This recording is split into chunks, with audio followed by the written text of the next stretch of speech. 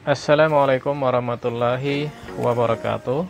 Jumpa lagi pada channel Usaha Hobi, yaitu salah satu channel peternakan puyuh yang berbagi cerita tentang cara beternak burung puyuh petelur. Ini bibit burung puyuh yang baru menetas dan belum bisa kita pindahkan ke dalam kandang indukan karena kondisinya masih basah dan sangat lemah sekali. Tunggu sekitar 1 hari atau 12 jam kemudian baru bisa dipindahkan ke kandang indukannya. Ini adalah hari berikutnya, bisa dilihat kondisi anak burung puyuh yang menetas kemarin. Pada hari ini anak burung puyuh sudah terlihat sangat lincah dan siap kita pindahkan ke kandang indukannya. Dengan kondisi seperti ini, maka anak burung puyuh akan sehat sehingga minim kematian dan kakinya tidak banyak yang ngesot atau lumpuh. Inilah kandang indukan yang saya siapkan untuk memindahkan anak burung puyuh yang sudah lincah dan sudah bisa berlari-lari. Sebenarnya pada video kali ini bukan membahas tentang anak burung puyuh atau deoksi puyuh, tetapi pembahasannya yaitu tentang jumlah populasi burung puyuh yang saya pelihara ini. Mengapa populasinya masih sedikit, padahal saya sudah memulai beternak puyuh pada tahun 2014 kemarin. Jadi sudah cukup lumayan lama, yaitu sekitar 5 atau 6 tahun. Sebenarnya ini adalah pertanyaan dari viewer saya yang menanyakan, kok populasi burung puyuh saya masih sedikit sekali. Ini anak burung puyuh sudah saya pindahkan semua ke kandang indukannya.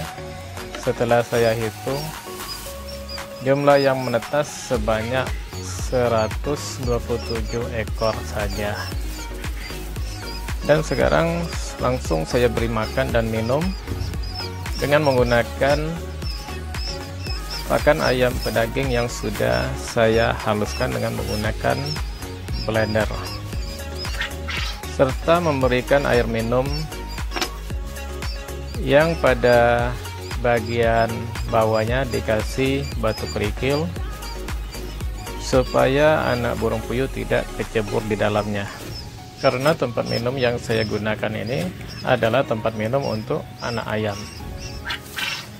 Juga pada air minumnya jangan lupa dikasih vitamin, bisa berupa vitamin apa saja, tetapi saya biasanya menggunakan X-stimulan yang biasa saya pakai untuk burung puyuh dewasa yang sudah bertelur.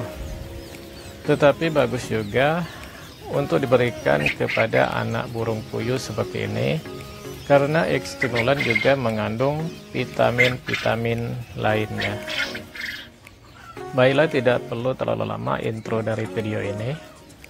Mari kita masuk ke penjelasan mengapa populasi burung puyuh peliharaan saya ini masih sangat sedikit sekali, tidak sesuai dengan waktu saya memulai beternak burung puyuh. Faktor yang pertama yaitu faktor modal.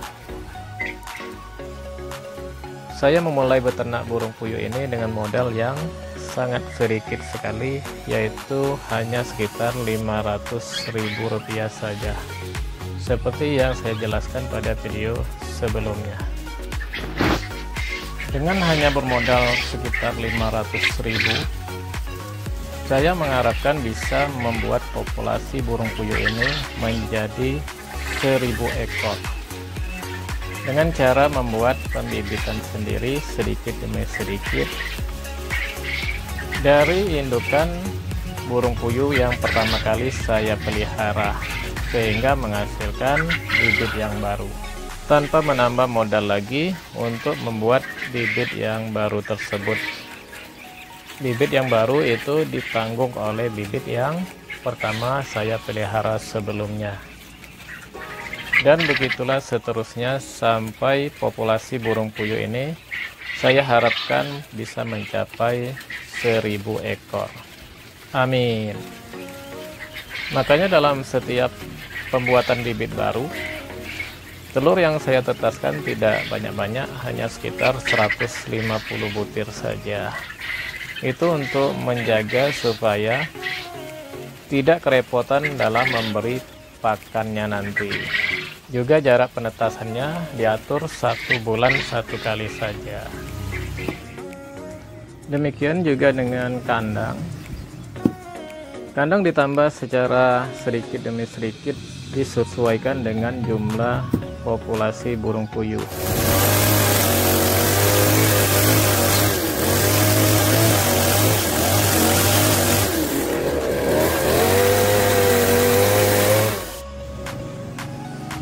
Kemudian faktor yang kedua yaitu faktor lokasi yang sangat sempit.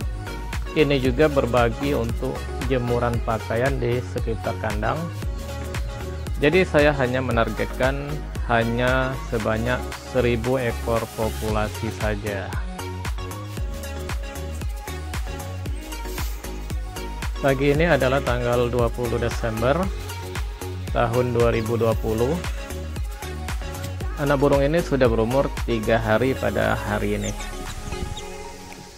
Tempat pakannya sudah saya ganti dengan yang lebih besar, karena pada umur 3 hari anak burung puyuh sudah sangat lahap makannya. Lalu kita sambung faktor berikutnya yang menyebabkan populasi burung puyuh saya masih sangat sedikit. Faktor yang ketiga ini adalah banyaknya kendala pada awal saya pertama kali beternak burung puyuh petelur.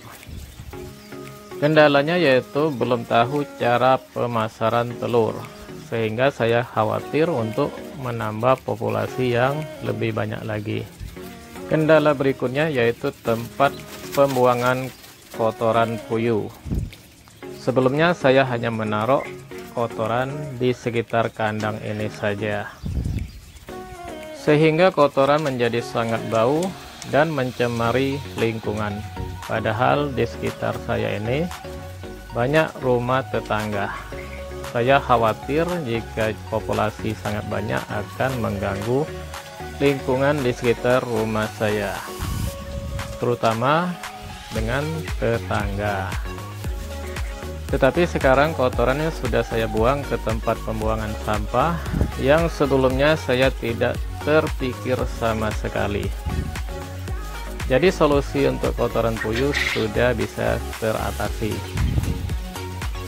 Lalu kendala yang paling besar dalam usaha beternak puyuh adalah serangan wabah penyakit.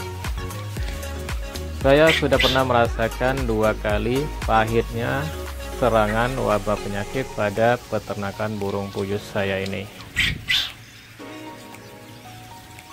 Lalu faktor yang terakhir atau faktor yang keempat yaitu saya hanya menjadikan usaha peternakan burung puyuh ini hanya sekedar peternakan hobi dan mencari pengalaman terlebih dahulu. Karena dalam beternak burung puyuh tidak segampang seperti yang sebelumnya kita bayangkan. Awalnya saya berpikir beternak burung puyuh itu mudah, hanya sekedar memberi makan dan memberi minum, setelah itu selesai. Jadi meskipun calon peternak yang memiliki modal yang cukup besar, itu belum bisa dipastikan sukses untuk beternak burung puyuh petelur jika belum punya pengalaman dan pengetahuan yang cukup cara memelihara burung puyuh.